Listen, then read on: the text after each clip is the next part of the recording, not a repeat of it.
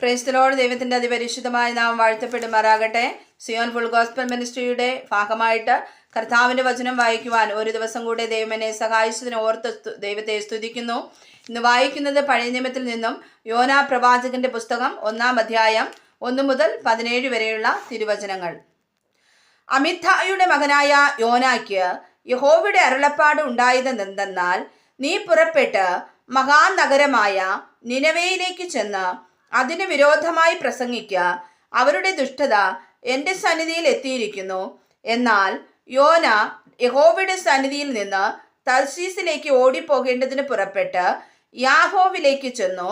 തർശീസിലേക്ക് പോകുന്ന ഒരു കപ്പൽ കണ്ട് കൂലി കൊടുത്തു. യഹോവയുടെ സന്നിധിയിൽ നിന്ന് അവരോട് കൂടെ തർശീസിലേക്ക് പോയിക്കളവാൻ അതിൽ കയറി. യഹോവയോ സമുദ്രത്തിൽ ഒരു പെരുങ്കാറ്റടിപ്പിച്ചു.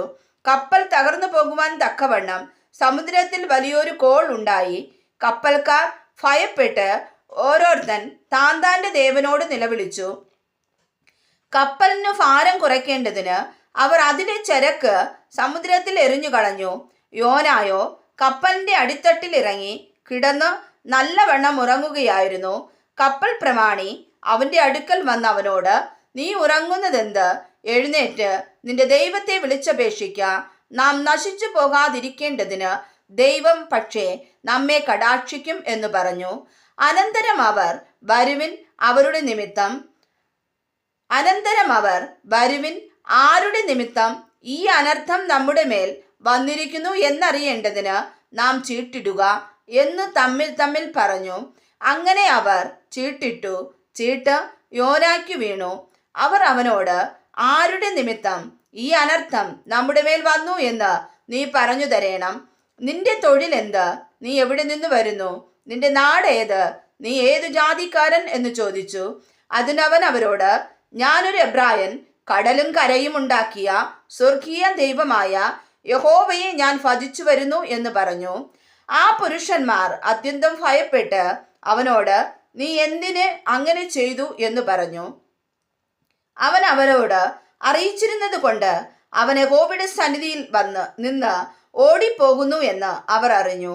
എന്നാൽ സമുദ്രം മേൽക്കുമേൽ അധികം കോപിച്ചത് കൊണ്ട് അവർ അവനോട്, സമുദ്രം അടങ്ങുവാൻ തക്കവണ്ണം ഞങ്ങൾ നിന്നോട് എന്തു ചെയ്യേണ്ടു എന്ന് ചോദിച്ചു. അവൻ അവരോട്, എന്നെ എടുത്ത് സമുദ്രത്തിൽ ഇട്ടുകളവിൻ, അപ്പോൾ സമുദ്രം അടങ്ങും. എൻ്റെ നിമിത്തം ഈ വലിയ കോൾ നിങ്ങൾക്ക് തട്ടിയിരിക്കുന്നു എന്ന് ഞാൻ അറിയുന്നു എന്ന് പറഞ്ഞു. എന്നാൽ അവർ കരയ്ക്കടുക്കേണ്ടതിന് മുറുകെ തണ്ടുവലിച്ചു.